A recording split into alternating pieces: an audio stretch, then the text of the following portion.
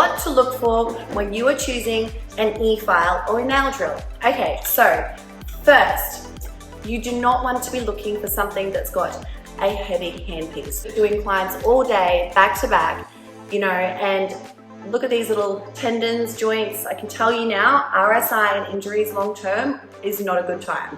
So try and look for something quite light and that you can move around and get into all the little nice edges and putting pressure on your joints. Now also, you don't want something that's rattling and wobbling quite a bit. So if you're turning your e-file up and it's starting to go and shaking, once again, it's going to cause damage to yourself and your hands and joints long term, but it's also going to increase the friction of your clients, with the e-file bit on your client's nails. So they're going to get that heat spike and pull away. It's going to give you a fright and it's not that nice. So number 3. So this is probably one of the main things one of two I'm going to say are the main things to look for in how your e-file runs. 35,000 RPMs. What is an RPM? Rotations per minute. So anything under, I feel like it's not going to have enough power for the salon. You get all sorts of e-files on the internet. They are for different purposes. A Dremel from Bunnings is not the same as an e-file. Once again, the different vibrations, damage to your clients and yourself. And then you've also got all different types of e-files which are more for things like cutting stones or jewelry or, a little bit of woodwork and artwork. So just because it's a e-file or a drill of some sort that's small does not mean that it's suited for the natural nail. Now, with the 35,000 RPM, so that's how fast your e-file goes. Also something to keep in mind is if it's got good torque. So torque, T-O-R-Q-U-E, not salon torque. So that is the grunt of your e-file.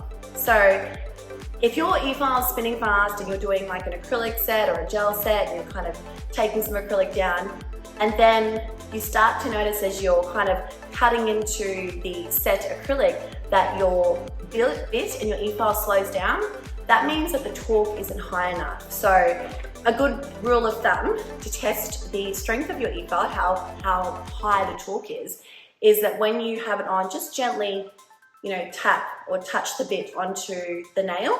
What you're going to notice is that once you gently touch, your e-file, your bit is going to stop or it's going to have trouble and kick in. It's a bit like when you're in a high performance sport car. So you're going 100 k's an hour, but it feels like you're going 60. So you could be cutting into acrylic, gel, anything like that, and your e-file is just going for gold, smooth like butter and not stopping.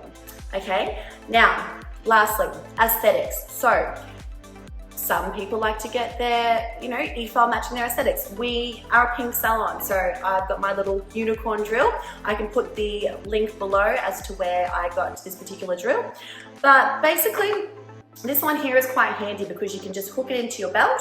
So if you're doing pedicures, also if you're going away, you're traveling, I can take it if I'm doing nails for a photo shoot, and it's also very lightweight. I can charge it at night time. It's going to be charged for all my clients for the day ahead.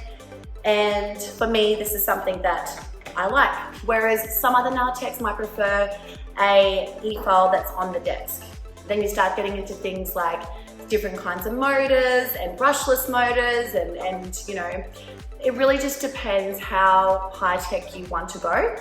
One thing I would like to add is that if you've got an e-file that sits on the desk, you can also get what's called a foot pedal, and you can control the speed with your feet. But it's not something that I really see a lot of nail techs use these days.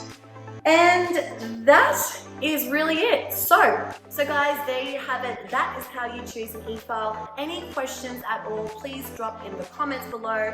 I am going to be doing daily YouTube tutorials. So I'm going to be picking a comment from you guys each day for the next day's tutorial as to what you want to learn. So drop your comments below. I do a random pick and I can answer any questions.